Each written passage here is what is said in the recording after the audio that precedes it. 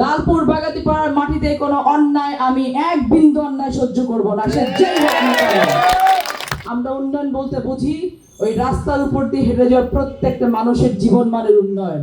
আমরা উন্নয়ন বলতে বুঝি যে আমার ঘরে কোনো সন্তান যদি যোগ্যতা থাকে তাহলে সে চাকরি পাবে। বলছিলাম এই কথাগুলা।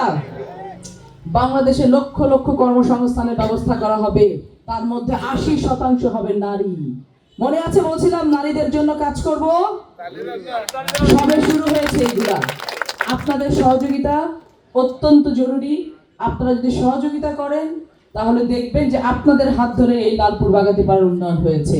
এই ওয়ালিয়া উন্নয়ন করার জন্য কাউকে আসতে হবে না, আপনারাই পারবেন উন্নয়ন করার জন্য। কেবলমাত্র কি করতে হবে? কেবলমাত্র প্রশাসনকে সহযোগিতা করতে হবে, উন্নয়ন কর্মকাণ্ডগুলোতে আপনাদের নিজেদেরকে সম্পৃক্ত করতে হবে।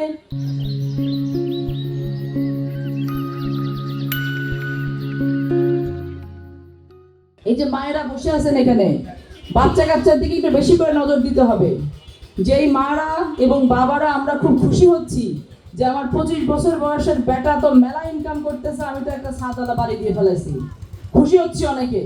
কিন্তু সেই ছেলে, একটা 25 বছরের বয়সের ছেলে, আমার এখন মতো ক্ষমতা হয় না একটা সাদালা বাড়ি দেওয়ার জন্য। কিভাবে এই টাকা ইনকাম হচ্ছে আপনাদেরকে খবর রাখতে হবে।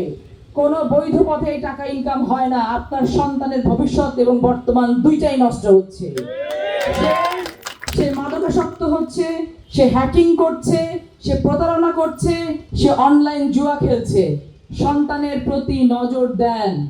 আপনার সন্তান বিপদগামী হইলে সরকার কি করবে? মামলা করবে, ধরে নিয়ে গিয়ে থানায় বন্দি করে রেখে দিবে, জেলে বন্দি করে রেখে দেবে। কষ্ট কার হবে? সরকারের কষ্ট নাই, কিন্তু সরকারের নয় কয়েকদিন খাওয়াই দেওয়া লাগবে জেলের মধ্যে, কিন্তু কষ্ট তো আপনার হবে। আপনার সন্তান তো বিপদগামী হচ্ছে, আপনার তো সংসার নষ্ট হচ্ছে।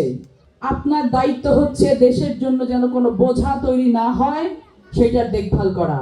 প্রশাসন সার্বক্ষণিক আপনাদের সহযোগিতা করবে। লালপুর বাগাতিপাড়ার মাটিতে কোনো অন্যায় আমি এক বিন্দু অন্যায় সহ্য করব না, সে যেই হোক না কেন। চাঁদাবাজ, দখলদার, ইমো হ্যাকিং, মাদকের ব্যবসায়ী, সকলে সাবধান হয়ে যান। 1 তারিখ থেকে কিন্তু একেবারে চিরুনি অভিযান শুরু হয়ে গেছে। বর্তমান সরকার যে কোনো ধরনের অন্যায়ের বিরুদ্ধে সোচ্চার আছে, থাকবে এবং বাংলাদেশ থেকে অন্যায় নির্মূল করে ছাড়বে ইনশাআল্লাহ।